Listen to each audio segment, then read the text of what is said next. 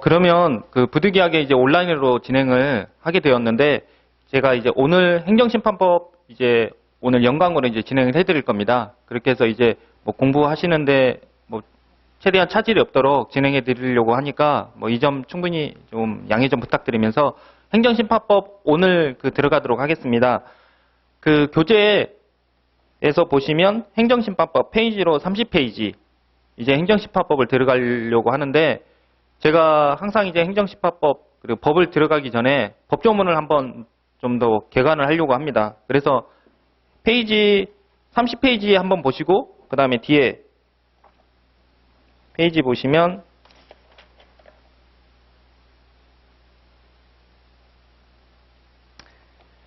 뒤에 188페이지, 그래서 법조문 같이 한번 보시면 행정심판법 총칙 1장 총칙 보이시나요? 그렇게 해서 1조 목적과 2조 정의, 그리고 3조 행정심판의 대상, 그리고 4조 특별행정심판 등, 그 다음 5조 행정심판의 종류 해가지고 이렇게 총칙으로 총 5개 조문이 나와 있습니다. 그 중에서 제1조와 제5조에 해당되는 부분이 지금 페이지 30페이지 행정심판법의 목적과 종류에 들어가 있습니다. 지금 저희가 들어가는 행정심판법 또한 결국은 법조문을 근거로 그 중에 있는 내용을 이제 하나하나 이제 발췌를 했다라고 보시면 되겠습니다. 그래서 화면을 이제 온라인으로 하는 건이다 보니까 이제 화면을 이제 이렇게 했습니다. 그래서 책에 있는 내용은 여기 이제 화면을 통해서 이제 보시면 되고, 그 다음에 이 화면을 좀 이제 알 수 없는 내용들은 좀 교재를 두 가지 같이 보시면서 좀 이제 활용하시면 되겠습니다. 그래서 행정심판법의 종류에서 대해서는 이제 그 심판법의 목적, 그래서 저희가 항상 제가 얘기 드렸던 것처럼 법을 시작하기 전에 목적을 한번 보고, 그리고 목적에 따라서 전체적으로 제가 다시 이제 전체를 한번 나눠보도록 하겠습니다. 그래서 행정심판법의 목적을 보시면 이 법은 행정심판 절차를 통하여, 화면에 좀 보이실까요? 네.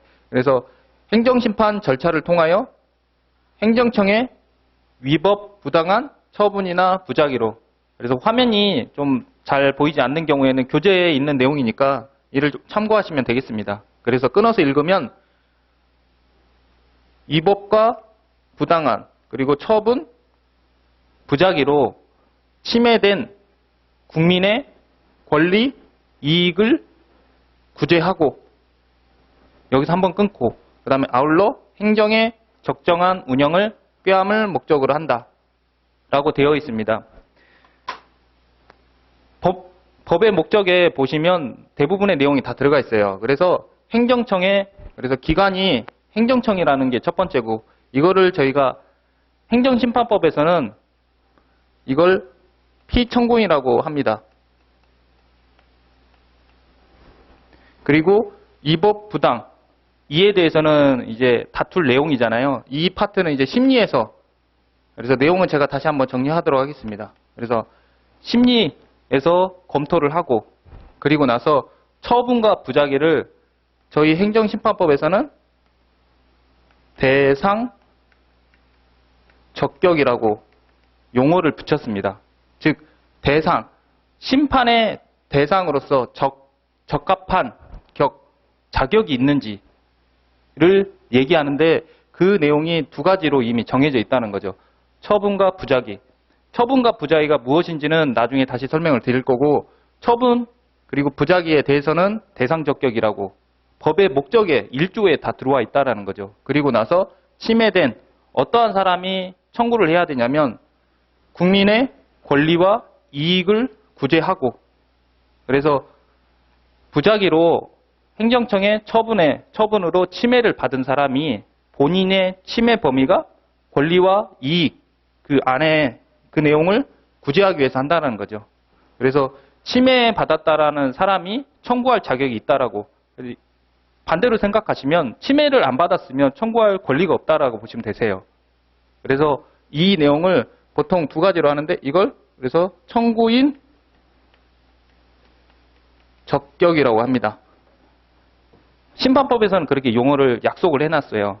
제가 이제 다시 법 조문을 다시 하나씩 다시 볼 텐데 이 법 안에서 이러한 법률에 따라서 적용을 하려고 하면 약속을 해놨다는 거죠. 그렇게 보시면 되고 그 청구인 적격을 할 사람은 여기 또 하나 용어가 뭐냐면 청구 이익. 그래서 법률상 이익이라고 합니다. 그래서 청구 이익이 있어야 된다는 거죠. 왜냐하면 아까 얘기했잖아요. 침해를 안 받았으면 청구할 자격을 안 주는 거예요. 그래서 침해를 받고 그리고 나서 권리와 이익을 구제를 하려고 할 이익이 있을 때 이 청구 이익이 있는 사람을 심판법에서는 청구인 적격. 그래서 청구인으로서 적합한 자격이 있는 사람을 청구인 적격이라고 용어를 했습니다. 그리고 나서 아울러 행정의 적정한 운영을 꾀함을 목적으로 한다. 즉 나중에 결국은 행정의 적정한 운영이 된다라는 거죠. 실제적으로 행정청의 위법 부당한 처분 부작위 이에 대해서 침해를 어떤 청구인이 주장을 하고 나면 그에 대해서 본인에 대한 이익이 구제가 되고 그리고 결국은 행정이 적정하게 운영이 된다라는 게 전체 심판법의 61개 조문입니다. 그래서 조문이 총 61개 조문으로 되어 있는데 이 조문의 기본 베이스는 다 이렇게 돼 있다는 거죠. 이 내용을 제가 행정사법 1조 할 때도 얘기 드렸잖아요. 그래서 기본적인 베이스는 심판의 절차를 통하다 보니까 용어를 똑같이 써야 된다는 거죠. 그래서 지금 용어 나온 것만 제가 다시 보여주면 첫 번째가 피청구인 용어가 나왔고 그 다음에 심리라는 범위가 나와 있습니다. 그 다음에 대상적격 그리고 청구인 적격 그 다음에 청구이익 이러한 내용으로 심판 절차를 통하게 되면 행정의 적정한 운영이 된다는 거죠. 적정 운영. 이거는 공익적 목적인 거고. 그 다음에 개인적, 사익적 목적은 청구인에게는 권리와 이익이 구제된다는 거죠. 그래서 사익. 그래서 사익과 공익을 두 가지 다 반영을 한다라고 하는 게 행정심판법이라고 보면 되겠습니다. 이를 다시 한번 제가 잠깐 설명을 또 다시 할 텐데 행정심판법을 다시 행정사법 했던 것처럼 개괄을 한번 다시 하도록 하겠습니다. 그래서 행정심판법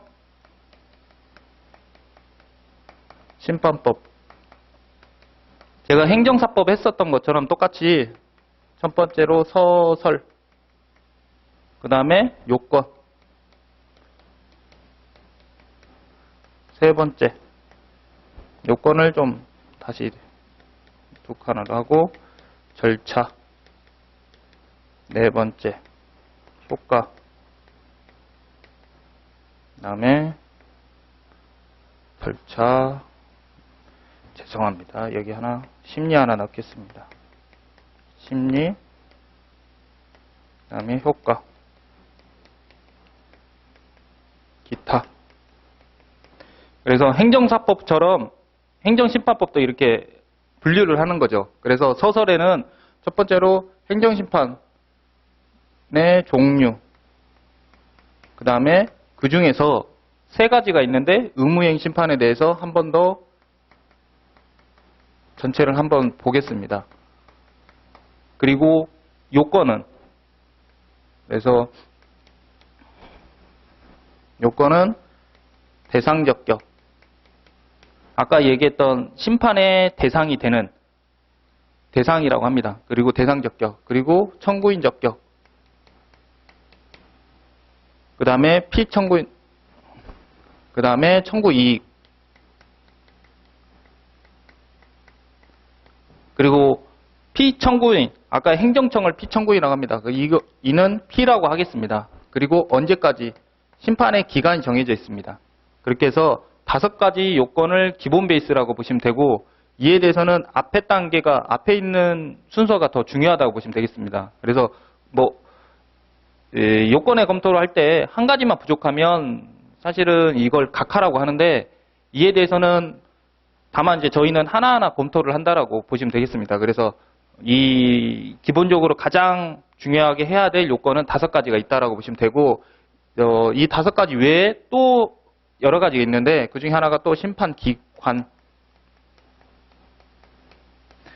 그 행정심판의 처분에 대해서, 부작위에 대해서 위법한지 부당한지를 판단하는 심판기관. 대표적으로 행정심판위원회가 심판기관인 거죠. 그래서 심판기관 중에, 그 중에 행정심판, 중앙행정심판위원회, 경기도행정심판위원회가 여기 안에 들어와 있는 겁니다.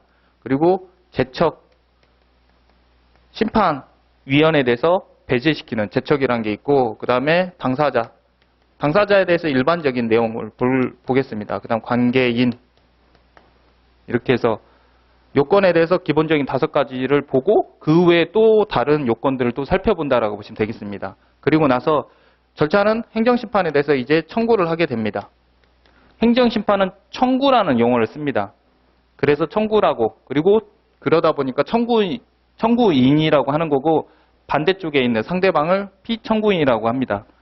그래서 청구를 하고, 청구를 하는 데 있어서 기간을 알기 위해서 고지라는, 이런 내용은 나중에 다시 보시고, 그리고 나서 청구 내용을 변경하는 변경 절차가 있습니다.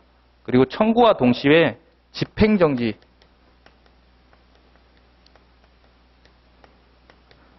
라는 용어가 나오고, 그 다음에 임시처분. 그래서 처분에 대해서 정지를 시켜달라, 그런 내용의 절차가 있고, 임시처분은 처분을 미리 해달라, 라는, 임시로 처분을 해달라는 임시처분 절차를 나중에 다시 배우겠습니다. 그렇게 하고 나서 절차가 문제가 없으면 이제 행정심판이 진행됩니다. 그리고 나서 심리에 대해서 심리의 내용,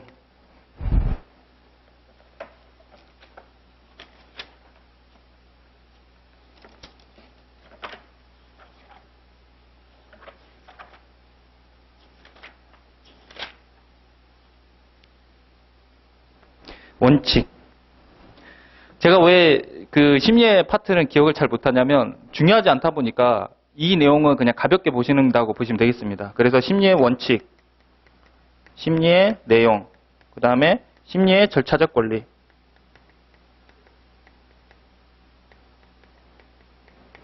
그리고 나서 제가 행정사법 했을 때 요건을 갖춰지고, 그리고 나서 어떤 절차를 하게 되면 결국은 원하는 결과가 있다라는 거죠. 그래서 행정심판법의 최종 결과물은 재결입니다.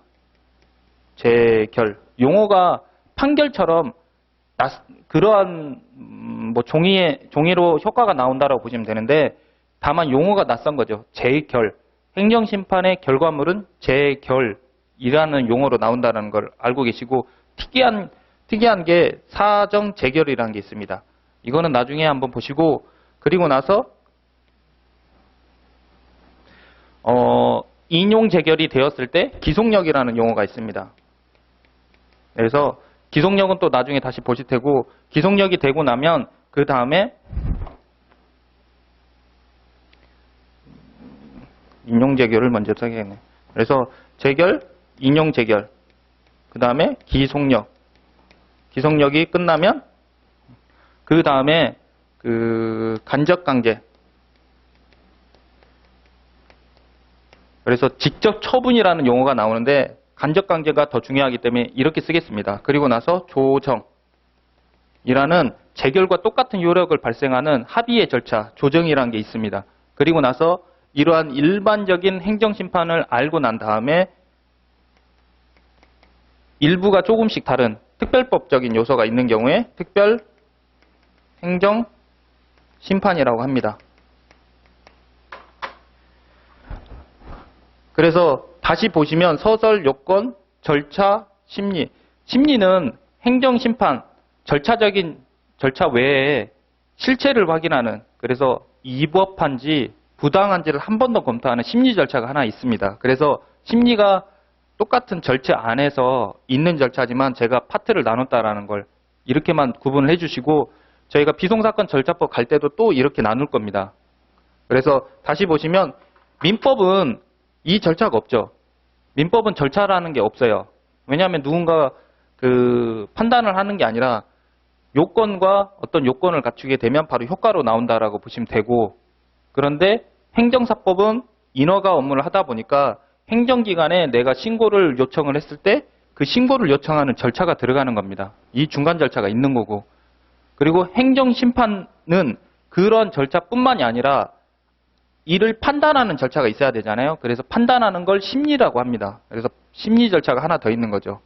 단계가 하나하나 늘어나는 왜 필요한지를 아시면 그걸 알게 되시면 왜 목차가 있는지를 알게 되실 겁니다. 그렇게 해서 효과가 나오고 다만 이러한 효과 외에 또 다른 하나씩 좀 특별한 게 있는 경우에는 그걸 특별행정심판에 별도로 그래서 법률이 약간 다른 법률을 적용을 한다라고 보시면 되겠습니다. 그렇게 해서 요건, 절차, 심리 효과라고 되어 있는 상태에서 행정심판법에서는 어떤 부분이 중요하냐면 요건이 가장 중요합니다.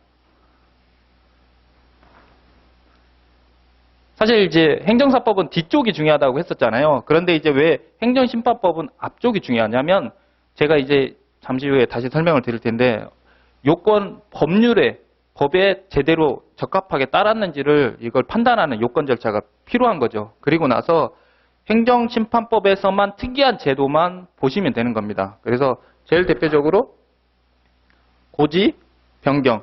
고지라는 절차가 특이해서 그 다음 변경이란 절차가 이제 의미가 있기 때문에 이제 특이한 거고 그 다음에 집행정지.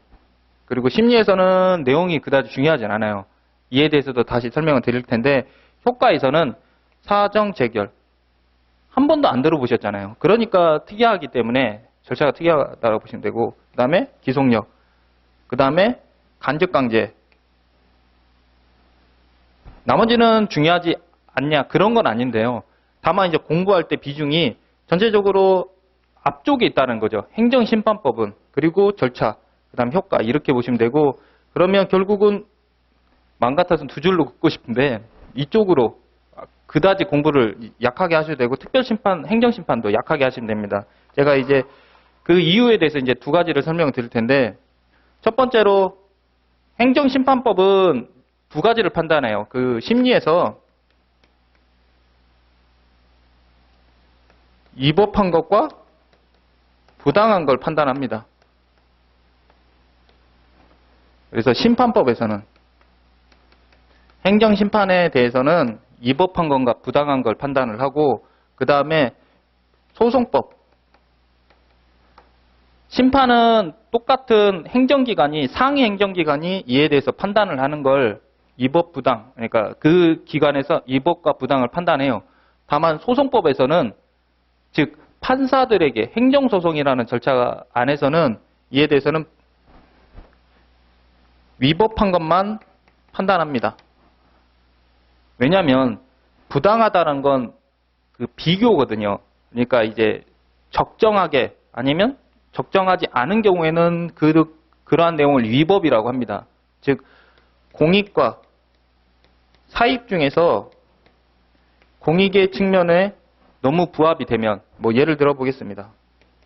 제가 이제 영업정지 행정심판을 진행한 사건이 있었는데 음식점 그래서 음식점에서 종업원이 청소년이 들어왔는데 몰랐던 거예요. 여러 명들이 이제 우르르 들어오다 보니까 그 중에서 한 명의 청소년이 있는 걸 모르고 주류를 제공한 거죠. 그랬을 때 그때 59,000 그날 주류 제공하면서 그 매장에서 얻었던 비용이 59,000원이었더라고요. 다만 결국은 청소년에게 주류를 제공한 거죠. 법률은 청소년 보호법 그리고 이 음식점이다 보니까 식품위생법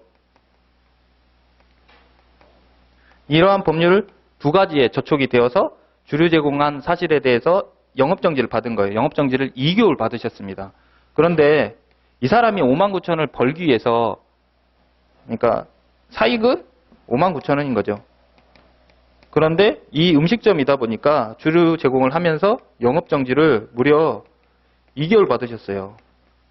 이 매장에 한 달 매출이 한 3억인가 되세요. 이걸 2달 받았다라고 하면 59,000원을 벌고자 고의는 아니라는 거죠. 과실은 있을 수 있겠지만 그랬을 때 이 청소년 주류 제공을 달성하고자 하는 법의 공익적 취지는 있기 때문에 이 처분을 내리는 행정기관 입장에서는 법에 위반이 되었으면 당연히 이제 법에 따라야 되죠. 다만 구체적인 사실관계를 보았을 때 너무 불합리하다는 거죠. 그래서 비교를 해봤을 때 이에 대해서 구제해줄 필요성이 있잖아요. 그러니까 구제 필요성이 아까 얘기했잖아요. 권리 이익을 구제할 침해가 됐잖아요. 사실은 공익적인 요소 때문에 행정처분을 2개월 받았다라고 했을 때 이 개인적으로는 너무 이제 침해가 너무 심하다는 거죠. 이런 내용을 봤을 때 이게 부당하다라고 판단이 되면 행정심판으로 조금 감경을 해달라는 거죠. 2개월이 아니라 아니면 1개월 아니면 15일 해도 되고 그렇게 해서 좀 감경을 해달라는 걸 하는데 다만 이런 영역도 결국은 행정심판이잖아요. 그러니까 행정기관이 하는 영역이에요. 이러한 판단을 소송에서 판사들이 또 금액이 너무 불합리하다고 낮출 수 없다는 거죠. 판사는 법에 있는 것만 판단한다는 거죠. 법에 있는 내용은 그러면 이 법이 어떤 법을 봐야 되냐. 이 두 가지 법률입니다. 행정심판법에 문제가 있는 법률이 아니잖아요. 이 두 가지 법률에 따라 2개월 영업정지를 받았다라고 하면 이 법률이 적용을 잘 했는지 안 했는지를 위법한 걸 보는 겁니다. 그런데 심판법은 적절하게 다 해야 되겠죠. 즉 무슨 얘기를 하려고 하냐면 행정심판법에서의 저희가 요건들은 결국은 법을 제대로 이해하고 있냐 우리에게 물어보는 거예요. 다만 각각 법률을 위반한지 아닌지를 저희가 판단하기에는 법을 너무 많이 알아야 되잖아요. 저희 시험범위는 행정심판법만 있습니다. 그래서 행정심판법의 자체의 법을 제대로 지켰는지를 판단할 수 있으면 다른 법률에 있는 법의 적용도 잘 할 수 있을 거다라는 거죠. 그래서 행정심판법의 요건들 문제를 잘 분석을 잘하면 나머지 이런 내용도 알 수 있다는 거죠. 다만 심리가 왜 중요하지 제가 약하다라고 했냐면 심리는 여기에 있는 각각 개별 법령들을 하나씩 다 따져봐야 돼요. 그래서 이 심리 파트는 그래서 범위가 좀 약하다는 거죠. 실제 문제에서도 주어지긴 해요. 만약에 사례에 어떤 법률에 따라 그런 경우에는 이제 예외적으로 이거는 저희가 뭐 접근할 수 있는 방법을 제가 약간씩 좀 설명을 드릴 텐데 어찌됐든 저희 행정심판법에서 가장 중요한 이유가 요건이 중요하다. 왜 중요한지는 각각 법을 적용하는 데 있어서 기본적인 내용을 저희가 이제 판단할 수 있다라는 걸 보시면 되고 나머지 절차적인 것, 그 다음에 효과, 재결의 결과가 나왔을 때 심판법에서 어떻게 적용이 될 건지 이런 저희가 이제 하나하나 이제 판단할 텐데 결국 다시 설명을 드리면 위법 부당함을 행정심판법에서 판단한다는 거죠. 그런데 위법한 건 해당하는 법률이 있어야 저희가 판단하는데 저희가 이걸 다 제시가 안 돼요. 심판법 저희 문제 자체에서. 그래서 이거는 생략을 하는데 부당한 건 심리에서 판단을 한다는 거죠. 이것도 판단하기 어렵다. 그래서 이에 대해서 준하니까 이준희 선생님 그래서 준하요. 네, 준하요. 그래서 심판법 요건을 주로 많이 물어봅니다. 이렇게 보시면 되죠. 너무 휘어졌나요? 그래서 나중에 여러분들이 그 기출됐던 걸 보시면 제가 이렇게 나눕니다. 그래서 요건 파트 문제랑 그다음에 절차 문제. 그래서 심리와 절차와 심리를 합쳐서 그냥 절차 문제라고 하시면 되고 세 번째 효과. 재결 문제, 재결 이후 단계라고 보시면 됩니다. 그래서 절차는 심판 청구할 때, 그 다음에 효과는 재결 이후 단계. 그래서 거의 대부분 작년 기출도 한번 보시면 올해 8회 문제도 보시면 요건에서 기간 문제가 하나 나왔었죠. 그리고 효과에서 재결 문제, 재결의 종류에 대해서 나왔습니다. 사실 제가 동그라미 친 부분에서는 안 나왔는데 이쪽 파트에서 나온 거죠. 그래서 중요하지 않다라는 거지 공부를 안 해야 된다 그런 건 아닙니다. 그래서 전체적인 강약은 노란색을 한 부분을 보되 나머지 또한 의미를 기억을 하시면 답안에 적을 때 괜찮다는 거죠. 그렇게 해서 만약에 올해 효과가 나왔다고 하면 다음 연도에는 그러니까 9회 때는 절차 부분에서 나올 가능성이 있다는 거지. 돌아가면서. 그런데 매년 이 요건 파트에서는 매년 나왔어요.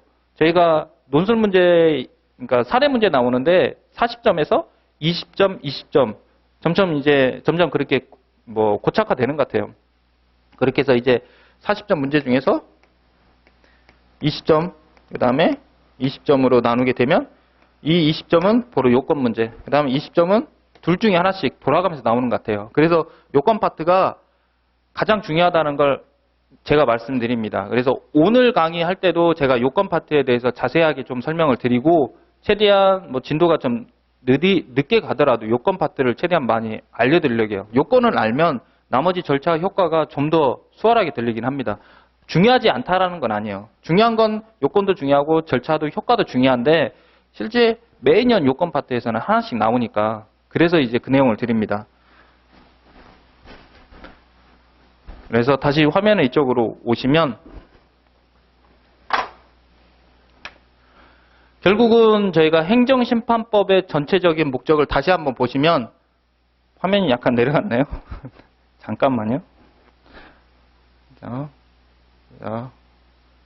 맞았습니다. 네. 그래서 행정심판법의 목적을 보시면 다시 한번 보시겠습니다. 그래서 행정심판 절차를 통하여 그래서 절차라는 걸 이용을 한다는 거죠. 그렇게 하게 되면 행정심판 절차는 행정심판법을 적용을 받게 됩니다.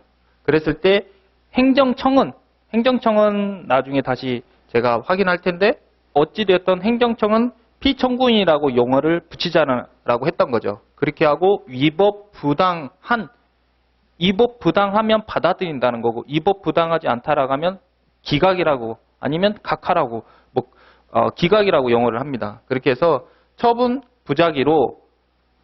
처분과 부작위에 대해서는 저희가 대상, 적격이라 한 거고 그리고 침해된 권리의 이익을 구제하고 아울러 적정한 운영을 꾀함을 목적으로 한다라는 게 이 취지가 전체적으로 61개 조문에 있다라고 제가 말씀드렸습니다. 그렇게 했을 때 하나하나 보는 거예요. 그래서 행정심판의 종류, 즉 대상 적격을 하는 데 있어서 가장 기본적인 겁니다. 사실 이 파트가 내용에 시험 문제 나오는 건 아니고 저희가 행정심판 절차를 이용하는데 기본적으로 서식이 달라요. 그래서 취소 심판을 신청하는 것과 무효등 확인 심판은 절차, 의무행위 심판을 약간 이제 청구 취지도 다르고 그다음 청구 이유도 다르고 이는 제가 다시 설명을 드릴 텐데 심판이 행정심판 절차를 이용한다라고 했을 때 심판의 종류가 3가지밖에 없다라는 거죠. 그게 취소, 그다음에 무효등 확인 심판, 의무이행 심판. 일단은 3가지밖에 없다라고만 기억을 해주세요. 그래서 행정심판이 나오면 그냥 기계적으로 심판의 종류가 무엇이? 그래서 종류를 먼저 판단합니다. 종류를 판단하게 되면 취소, 무효, 의무이행 심판 3가지밖에 없다라는 거죠. 심판법에 그것밖에 없어요. 그래서 그 중에 하나를 만약 이용한다. 그러면 취소 심판인 경우에는 어떻게 되는지 한번 보시면 똑같아요. 행정청의 위법 부당한. 그래서 화면에 글씨가 잘 안 나오시는 경우에는 30페이지 보시면 되겠습니다. 그렇게 해서 위법 부당한 처분을 취소하거나 변경하는 행정심판을 말한다. 그래서 위법 부당한 처분을 그래서 여기 보시면 처분으로 되어 있네요. 특이하잖아요. 여기는 처분 부작위로 되어 있는데 취소 심판은 처분밖에 없습니다. 부작위는 아니라는 거죠. 그래서 처분을 취소하거나 변경하는 행정심판을 말한다. 그래서 취소 심판의 정의를 좀 더 기억을 잘 하셔야 되긴 해요.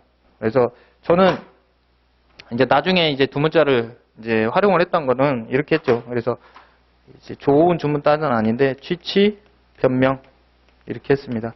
명은 나중에 또 재결 나올 때 한 번 더 나올 텐데 일단 이렇게 그래서 취치 술을 많이 먹으면 변명을 한다. 그래서 취치 변명 그래서 취치 변명 명은 변경 명령이라는 뒤에 이제 재결할 때도 용어가 나와요. 그래서 취소 심판일 때 재결 아까 얘기했잖아요. 심판을 청구하면 결과물이 재결이기 때문에 결과물이 더 중요한 거죠. 그래서 취소 심판, 취소 그리고 변경을 하는 심판이다라고까지만 하시고 앞에 대상 적격이 처분이라는 걸 보시면 되겠습니다. 위법 부당한 건 다 들어가 있어요. 당연한 거고. 그리고 무효등 확인 심판 보시면 무효등 확인 심판에 행정청에 그래서 여기서도 끊어야겠네요. 이렇게 행정청에 여기도 처분의 효력 유무 그 다음에 존재 여부를 확인하는 행정심판 위법과 부당에 더 벗어난 걸 보통은 효력이라고 하고, 그 다음에 존재 여부. 효력과 존재에 대한 거는 민법에서 한번 용어를 한번 검토하시면 되겠습니다. 그래서 아예 이거는 뭐냐면 OX예요. 처음부터 존재하지 않았다, 아니면 처음부터 효력이 없었다라는 거고, 위법 부당한 건 처분이 적절하게 이제 행위는 했는데 이에 대해서 조금 더 뭐라게 하죠? 그러니까 뭐 사실 위법하면 그거 자체가 처분의 효력이 없다라고도 하겠네요. 이게 제가 실체법정 강사가 아니어가지고 일단은 여기까지만 하겠습니다. 그래서 효력 유무 존재 여부를 확인하는 행정심판까지만 하고, 그 다음에 의무행심판. 의무행심판은 화면이 뒤에 있어서 제가 잠깐 넘겨보도록 하겠습니다. 잠깐 보시면, 그래서 취소심판, 무효등 확인심판, 의무행심판 세 가지가 있다라는 거죠. 그렇게 했을 때 의무행심판에서 보시면 당사자 신청에 대한 끊어있기를 이쪽으로 끊어있겠습니다. 당사자 신청에 대한 행정청의 위법 부당한 거부처분이나 부작위. 여기서 부작위가 나왔습니다. 그리고 거부처분이 나왔다는 거죠. 특이한 건 처분인데 앞에 거부라는 거죠. 지금 여기 안에서 지금 각각 찾는 거는 딱 세 가지만 찾으면 되세요. 피청구인.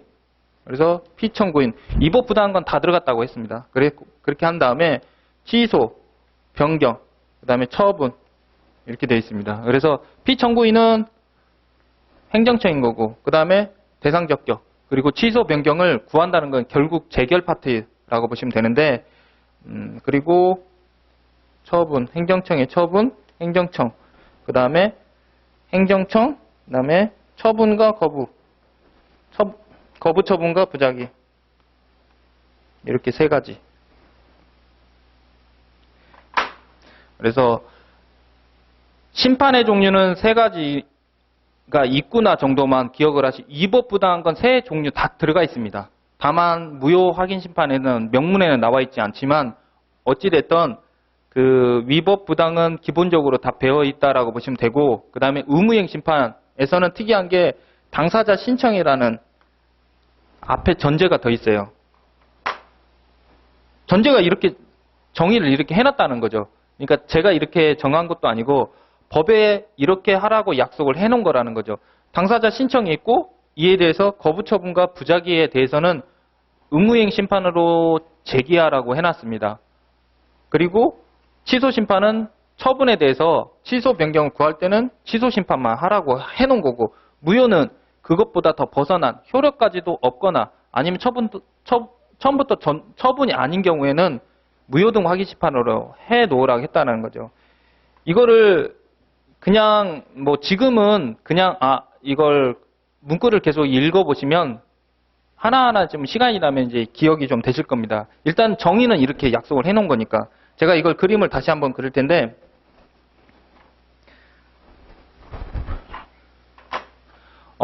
행정심판법을 이해하는 데 있어서 보통 이렇게 얘기합니다. 그러니까 행정청.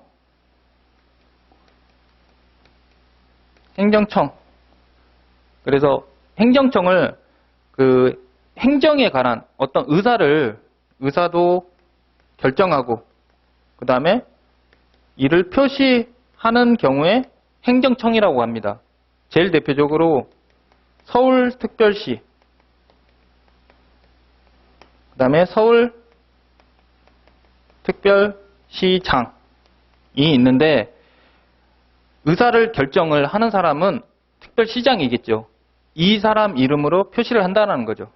특별시 자체가 결정기구는 아니니까 그렇게 보시면 됩니다. 그래서 의사를 결정하는 게 중요한 게 아니라 또 표시를 바깥으로 내보냈을 때, 그래서 서울특별시도 서울특별시장도 행정기관입니다. 더 넓은 개념인 거죠. 그 중에서 의사를 결정한 사람은 특별시장인 거죠. 그렇게 한 다음에 표시가 되기 때문에 이런 사람을 우리는 행정청이라고 용어를 붙인 거죠.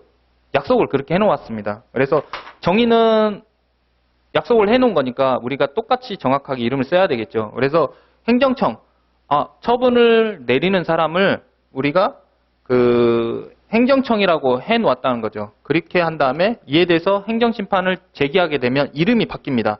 피청구인이라고 바뀐다는 거죠. 여기까지 좀 되었을까요? 그래서 행정기관, 행정청 이름이 다르다라는 걸 결국은 전체 범위 중에 행정기관 중에서 행정청이 좀 범위가 더 적겠죠. 이렇게 보시면 되겠습니다. 이렇게 보시면 되고 그 중에서 행정청에 대해서 행정청이 어떠한 처분을 한다라는 거죠. 그 처분을 하게 되면 보통은 갑을 많이 합니다. 저희가 이제 시험 문제를 많이 검토를 해봤을 때 일반적으로 갑을 보통 행정심판을 제기할 거니까 갑을 청구인이라고 하고 행정청은 통상적으로 거의 A로 많이 붙이더라고요. 뭐 예외적으로 을로 붙이기도 하는데 거의 시험 문제가 대부분이 청구인은 갑이라고 붙이고 그 다음에 행정청은 A라고 많이 붙입니다. 이럴 때 행정청이 갑에게 긍정적인 처분을 주는 경우도 있고 부정적인 처분도 있습니다. 뭐 긍정적인 처분은 행정사 자격증을 발급해 주는 게 긍정적인 처분이겠죠. 그래서 처분이라는 게 마냥 무조건 부정적이진 않다라는 거죠. 그래서 일반적으로 처분에 대해서 행정사를 자격증을 발급을 해줬다라고 하면 그것도 처분인 겁니다. 누가 발급해 주냐면 행정안전부 장관이라고 저희가 했던 거죠. 행정안전부 장관이 행정사 자격증을 발급해 주었을 때 저희는 기쁘겠죠. 침해가 아니잖아요. 그러니까 행정심판을 제기할 필요가 없고 그런데 이게 만약에 옆에 아까 설명했던 것처럼 영업정지라면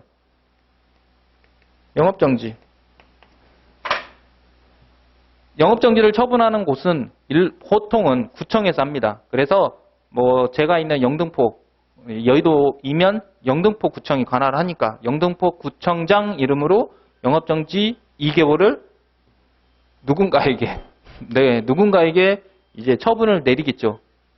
본인이 침해됐다라고 하면 억울하면 위법하다라고 하거나 부당하다라고 하면 이에 대해서 제기를 하겠죠. 같은 기간에 제기하는 걸 보통 이의신청이라고 용어를 합니다. 이의신청. 행정절차법에서는 의견제출이라고 하고 같은 건데 용어만 다른 겁니다. 행정절차법에서는 의견제출이라고 용어를 그렇게 붙인 거고 저희는 이의신청이라고 용어를 붙이는 그렇게 보시면 되고 그리고 나서 이에 대해서 이 처분에 대해서 같은 기간 똑같은 행정청에다가 뭔가 불복을 하는 게 아니라 상급기관 그래서 상급기관에 불복을 하는 걸 저희가 청구라고 하는 겁니다. 청구 심판 청구 행정심판 청구 그래서 이름이 상급이 아니라 결국은 심판기관 행정심판을 제기하려면 행정심판법에 따라야 되잖아요. 그래서 법에 심판기관이라고 되어 있다는 거죠. 그 중에 대표적으로 중앙행정심판위원회가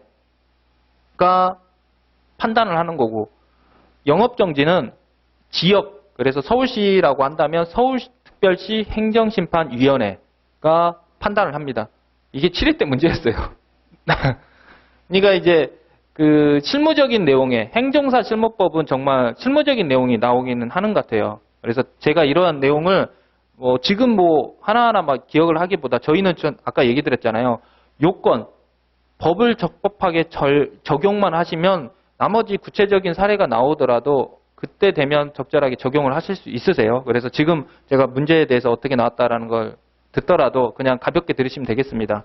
그래서 심판기관으로 정해지면 이에 대해서 이때 행정심판이라고 청구를 한다는 거죠. 다시 한번 설명드리면 어떠한 A 행정청을 처분을 내렸는데 그 처분이 부당한 처분이다 아니면 위법한 처분이다 라고 갑이 이에 대해서 제기를 바로 제기하면 해당하는 기간에 바로 제기하면 이의신청이라고 용어를 붙이는 거고 그게 아니라 이 처분에 대해서 상급기관 행정심판위원회 그래서 처분을 냈던 구청이 아니라 더 상급기관 아까 얘기했던 서울특별시 행정심판위원회에 이 행정심판을 다투게 되면 그래서 심판 청구를 하게 되면 심판기간이 정해지고 그리고 나서 행정심판이 진행된다는 거죠.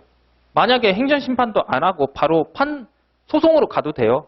그래서 그걸 행정소송이라고 하는 거죠. 그래서 이의신청은 바로 신청을 하는 거고, 행정심판은 상급 행정기관에 신청하는 거고, 행정소송은 또 다른 사법기관에 신청하는 걸 행정소송이라고 합니다. 용어가 좀 정리되고 그림이 정리될까요? 그러면 좀 더 가볍게 심플하게 다시 그려볼까요? 결국은 그러니까 행정심판이 진행되는 경우는 이런 거죠. 그러니까 행정청 A가 있고 이에 대해서 처분이 있을 때 청구인이 이제 처음부터 이렇게 하는 거죠. 그러니까 행정청 A가 처분을 내렸을 때 갑이 이에 대해서 불만이 있으면 이 처분에 대해서 다툰다는 거죠. 즉 어디에 이제 중앙행정심판위원회라고 하겠습니다. 그래서 심판위원회에 다투게 되는 이 일련의 절차를 행정심판이라고 하는 거죠. 그리고 용어가 이때 다시 바뀌게 된다는 거죠. 갑은 청구인이라고 하는 거고 A는 피청구인, 그 다음에 중앙행정심판위원회는 심판기관이라고 용어를 했습니다. 그리고 이때 제기하는 걸 저희가 심판청구라고 하는 거죠. 심판청구. 그런데 청구에 대해서는 언제까지 계속 갑이 본인이 침해됐는지 안 됐는지를 빨리 얘기해 줘야 피청구인 A가 행정처에 바로 알 수 있잖아요. 그래서 이 처분이 마냥 기다릴 수는 없고 일정 기간을 정해놓은 거죠. 일정 기간 동안만 불복을 해라. 침해됐는지 판단을 해달라라는 거죠. 그래서 기간을 정해냈습니다. 기간을 저희가 안날로부터 90일, 처분이 있은 날로부터 180일, 최대가 6개월까지인 거죠. 그래서 최대 6개월, 안날로부터 90일, 처분이 있은 날로부터 180일, 두 가지 중에 이제 빠른 날, 그래서 두 가지 중에, 그래서 안날이 90일이면 90일 안에. 그래서 전체적인 내용을 제가 다 설명드리는 겁니다. 기간이 왜 필요하냐면 이 처분이 좋던 나쁘던 어찌됐던 90일 아니면 180일을 넘어가면 더 이상 행정심판을 제기할 수 없는데 좋은데도 불구하고 처분을 다투는 경우도 있더라고요. 정말 예외적으로. 그런 경우에는 아까 얘기했잖아요. 침해된 게 없으면 각하. 그래서 용어가 각하가 있고 기각이 있고 인용이 있습니다. 그래서 각하는 요건, 행정심판 아까 요건 5가지 있었잖아요. 대상, 청구인, 청구이익, 피청구인, 기간 이 5가지를 갖추지 못하면 그 외에 또 다른 것들도 갖추지 못하면 각하가 됩니다. 그래서 각하 재결이라고 하는 겁니다. 용어를.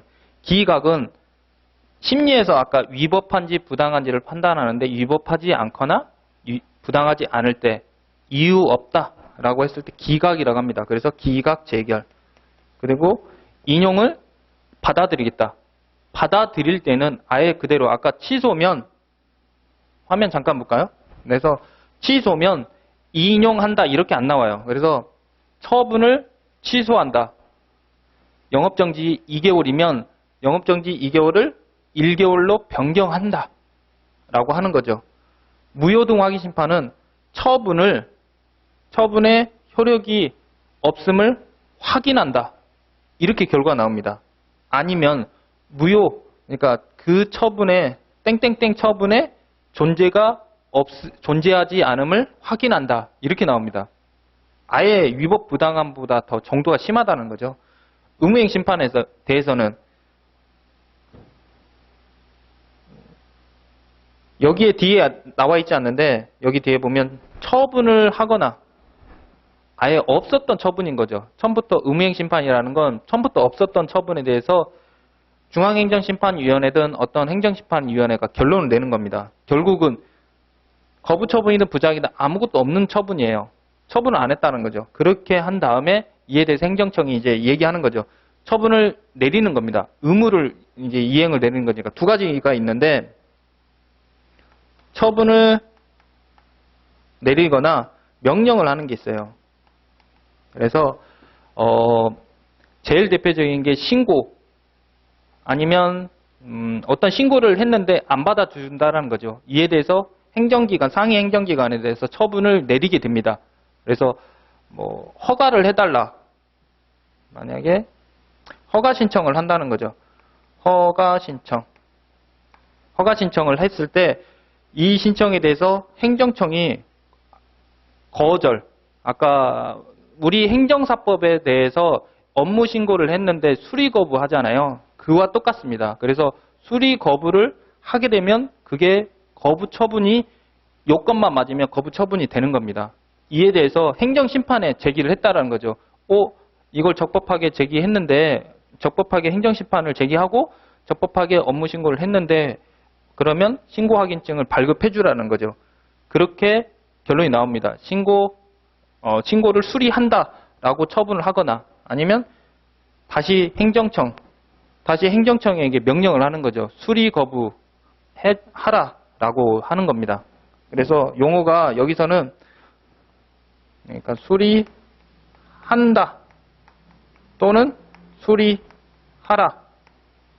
약간 다른 것 같지만 의무이행 심판은 대부분이 원하는 결과를 받고자 하는 거죠. 그런데 그걸 행정청이 안 된다. 거부 사유를 해서 거부한다라고 했다라는 거죠.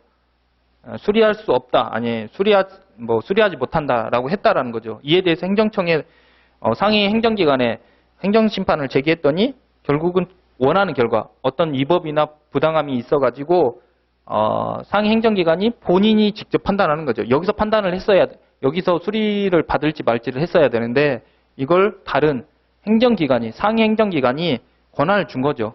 원래는 이 권한 여기만 있었던 걸 여기에서 수리를 하게 되는 거죠. 그러면 받아들이겠다. 신청을 받아들이겠다.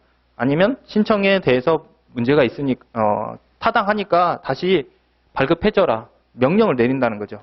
그 뜻입니다. 그 중에 제가 수리라는 걸 용어를 한 거고 아니면 이걸 허가라고 하겠죠. 인가 허가 중에 인가 아니면 그러니까 허가. 그래서 문제가 없다면 허가를 한다라고 아예 여기서 중앙행정심판위원회에서 결정을 내리는 겁니다. 아니면 이에 대해서 다시 허가하라라고 명령을 내리거나 아니면 인가 여기는 인가하라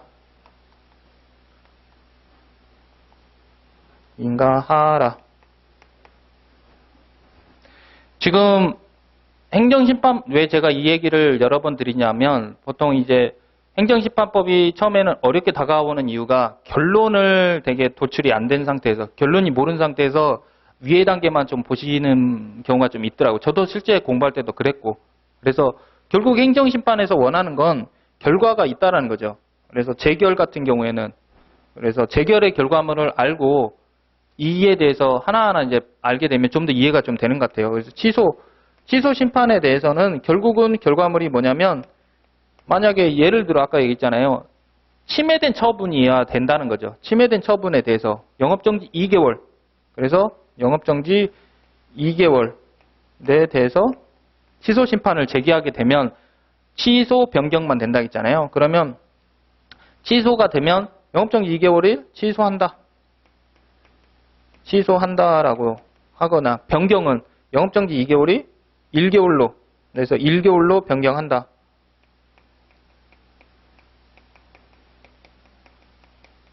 이렇게 된다는 거죠. 결론이 이거잖아요. 결국은 취소가 됐거나 아예 없어졌잖아요. 아니면 1개월로 변경됐다라는 게 취소 심판의 가장 원하는 청구인이 원하는 결론이라는 거죠.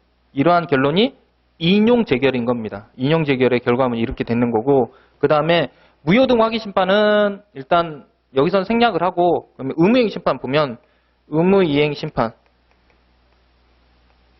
심판에 대해서는 무언가 당사자가 요청하는 수익행위가 되는 처분에 대해서 요청을 했다는 거죠. 그래서 신고를 아니면 허가 신청을 했다는 거죠.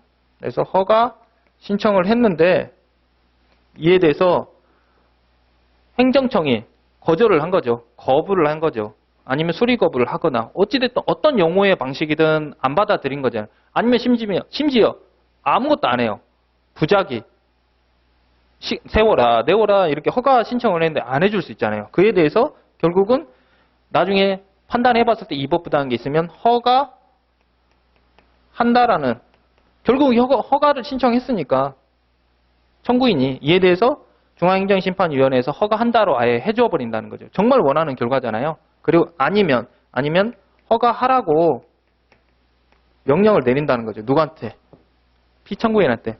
가장 중요한 건 이렇게 해주는 게 가장 좋죠. 아니면 이렇게 해주는 게 피청구인이. 대부분 근데 실무에서는 대부분이 이렇게 나옵니다. 변경으로 하거나 실무에서는 또 허가하라고. 왜냐하면 심판기관이 직접적인 권한이 있는 건 아니니까. 그러니까 할 수는 있지만 판단을 다시 내려보냅니다. 하라고. 이렇게 돼 있어요. 청구인이 취소 심판을 하든 의무이행 심판을 하든 결론은 취소한다, 허가한다가 가장 원하는 결과인데 실무에서는 다 이렇게 한다는 거죠. 네. 그러다 보니까 문제가 또 생깁니다. 왜냐하면 명령을 시켰는데 명령을 안 하잖아요. 그 내용이 다시 하나하나 또 나옵니다. 그러니까 전체적인 행정심판의 결론은 재결인데 재결을 하는 이유가 청구인이 내가 침해된 권리와 이익이 구제를 받기 위해서 했다는 거죠. 그 구제의 결론은 이거죠. 내가 부당한 건 취소를 시키거나 아니면 내가 원하는 좋은 결론을 원하는 거면 해달라는 거죠. 허가한다. 그 결론이 나와야 되는데 그 결론을 얻는 과정에서 또 다른 또 부차적인 또 문제가 있는 경우에는 행정심판법에 또 절차를 만들어 놨다는 거죠. 그래서 여기까지만 잠깐 설명을 드리고 그리고 나서 이제 의무이행 심판은 제가 이건 나중에 전체를 다 본 다음에 개괄하는 게 좀 나은 것 같더라고요. 그렇게 해서 제가 이제 요건을 하나하나 이제 검토를 할 겁니다. 지금 저희는 행정심판법에 대한 가장 기본적인 심판의 종류 3가지를 본 거잖아요. 그 심판을 결과를 통해서 이제 하나하나 요건을 볼 겁니다. 그래서 요건 5가지를 보고 그리고 나서 이제 뭐 다음 나머지 요건을 본 다음에 그리고 절차를 넘어가는 게 좀 순서가 낫더라고요.